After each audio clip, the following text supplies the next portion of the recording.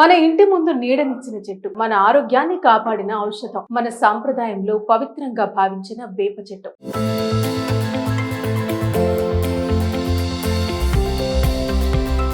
ఇప్పుడు అది మాడిపోతోంది, మౌనంగా చనిపోతోంది. ఆంధ్రప్రదేశ్, తెలంగాణ రాష్ట్రాల్లో జరుగుతున్న ఈ పరిణామం ఇప్పుడు ఆందోళన కలిగిస్తోంది. వేలాది సంవత్సరాలుగా మన జీవన విధానంలో భాగమైన వేప చెట్టు ఇప్పుడు తీవ్ర ప్రమాదంలో పడింది.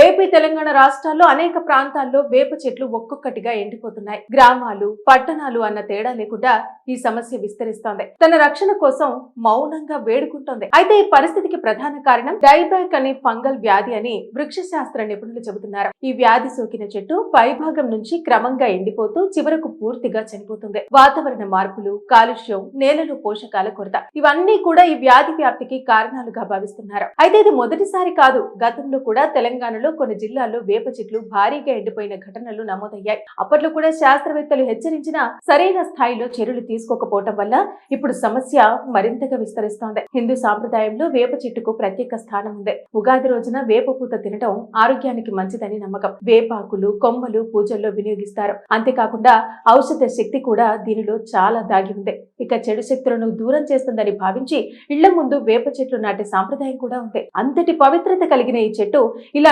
నశించటం అనేది కేవలం ప్రకృతి నష్టం కాదు, సంస్కృతికి కూడా దెబ్బే అని అంటున్నారు. ఇక నిపుణులు సూచిస్తున్న నివారణ చర్యలు కూడా ఉన్నాయి. ఆకులపై కాపర్ ఆక్సిక్లోరైడ్ పిచికారీ చేయటం, చెట్టు మొదట్లో వర్మీ కంపోస్ట్ వేయటం, సమయానికి సంరక్షణ చర్యలు తీసుకుంటే ఈ వ్యాధిని నియంత్రించవచ్చని చెబుతున్నారు.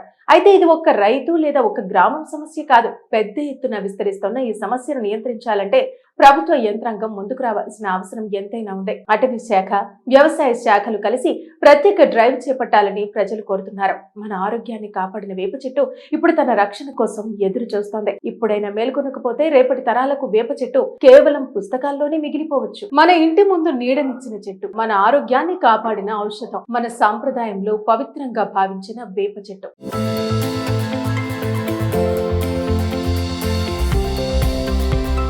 ఇప్పుడు అది మాడిపోతోంది, మౌనంగా చనిపోతోంది. ఆంధ్రప్రదేశ్, తెలంగాణ రాష్ట్రాల్లో జరుగుతున్న ఈ పరిణామం ఇప్పుడు ఆందోళన కలిగిస్తోంది. వేలాది సంవత్సరాలుగా మన జీవన విధానంలో భాగమైన వేప చెట్టు ఇప్పుడు తీవ్ర ప్రమాదంలో పడింది.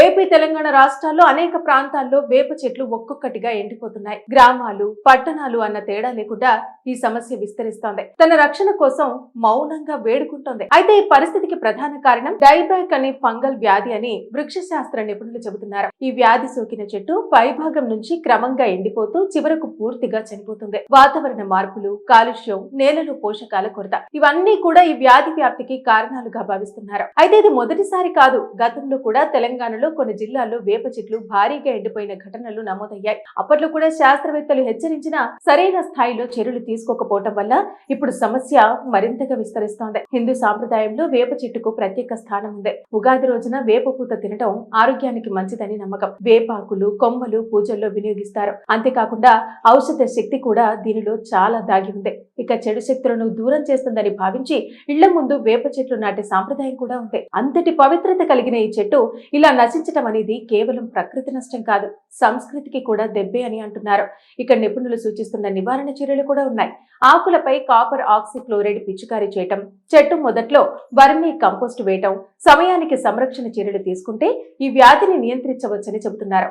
అయితే ఇది ఒక్క రైతు లేదా ఒక గ్రామం సమస్య కాదు. పెద్ద ఎత్తున విస్తరిస్తున్న ఈ సమస్యను నియంత్రించాలంటే ప్రభుత్వ యంత్రాంగం ముందుకు రావాల్సిన అవసరం ఎంతైనా ఉంది. అటవీ శాఖ, వ్యవసాయ శాఖలు కలిసి ప్రత్యేక డ్రైవ్ చేపట్టాలని ప్రజలు కోరుతున్నారు. మన ఆరోగ్యాన్ని కాపాడిన వేప చెట్టు ఇప్పుడు తన రక్షణ కోసం ఎదురు చూస్తోంది. ఇప్పుడైనా మేల్కొనకపోతే రేపటి తరాలకు వేప చెట్టు కేవలం పుస్తకాల్లోనే మిగిలిపోవచ్చు. మన ఇంటి ముందు నీడనిచ్చిన చెట్టు, మన ఆరోగ్యాన్ని కాపాడిన ఔషధం, మన సాంప్రదాయంలో పవిత్రంగా భావించిన వేప చెట్టు.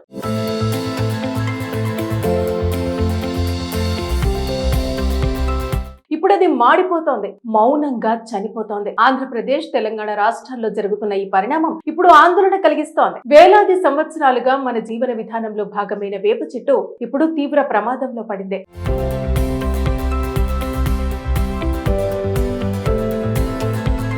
ఏపీ తెలంగాణ రాష్ట్రాల్లో అనేక ప్రాంతాల్లో వేప చెట్లు ఒక్కొక్కటిగా ఎండిపోతున్నాయి. గ్రామాలు పట్టణాలు అన్న తేడా లేకుండా ఈ సమస్య విస్తరిస్తోంది. తన రక్షణ కోసం మౌనంగా వేడుకుంటోంది. అయితే ఈ పరిస్థితికి ప్రధాన కారణం డైబ్యాక్ అనే ఫంగల్ వ్యాధి అని వృక్ష శాస్త్ర నిపుణులు చెబుతున్నారు. ఈ వ్యాధి సోకిన చెట్టు పైభాగం నుంచి క్రమంగా ఎండిపోతూ చివరకు పూర్తిగా చనిపోతుంది. వాతావరణ మార్పులు, కాలుష్యం, నేలలో పోషకాల కొరత ఇవన్నీ కూడా ఈ వ్యాధి వ్యాప్తికి కారణాలుగా భావిస్తున్నారు. అయితే ఇది మొదటిసారి కాదు. గతంలో కూడా తెలంగాణలో కొన్ని జిల్లాల్లో వేప చెట్లు భారీగా ఎండిపోయిన ఘటనలు నమోదయ్యాయి. అప్పట్లో కూడా శాస్త్రవేత్తలు హెచ్చరించినా సరైన స్థాయిలో చర్యలు తీసుకోకపోవటం వల్ల ఇప్పుడు సమస్య మరింతగా విస్తరిస్తోంది. హిందూ సాంప్రదాయంలో వేప చెట్టుకు ప్రత్యేక స్థానం ఉంది. ఉగాది రోజున వేప పూత తినడం ఆరోగ్యానికి మంచిదని నమ్మకం. వేపాకులు, కొమ్మలు పూజల్లో వినియోగిస్తారు. అంతేకాకుండా ఔషధ శక్తి కూడా దీనిలో చాలా దాగి ఉంది.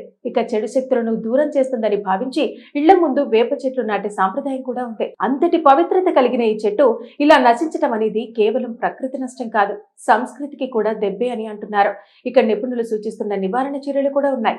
ఆకులపై కాపర్ ఆక్సిక్లోరైడ్ పిచికారీ చేయటం, చెట్టు మొదట్లో వర్మీ కంపోస్ట్ వేయటం, సమయానికి సంరక్షణ చర్యలు తీసుకుంటే ఈ వ్యాధిని నియంత్రించవచ్చని చెబుతున్నారు. అయితే ఇది ఒక్క రైతు లేదా ఒక గ్రామం సమస్య కాదు. పెద్ద ఎత్తున విస్తరిస్తున్న ఈ సమస్యను నియంత్రించాలంటే ప్రభుత్వ యంత్రాంగం ముందుకు రావాల్సిన అవసరం ఎంతైనా ఉంది. అటవీ శాఖ, వ్యవసాయ శాఖలు కలిసి ప్రత్యేక డ్రైవ్ చేపట్టాలని ప్రజలు కోరుతున్నారు. మన ఆరోగ్యాన్ని కాపాడిన వేప చెట్టు ఇప్పుడు తన రక్షణ కోసం ఎదురు చూస్తోంది. ఇప్పుడైనా మేల్కొనకపోతే రేపటి తరాలకు వేప చెట్టు కేవలం పుస్తకాల్లోనే మిగిలిపోవచ్చు.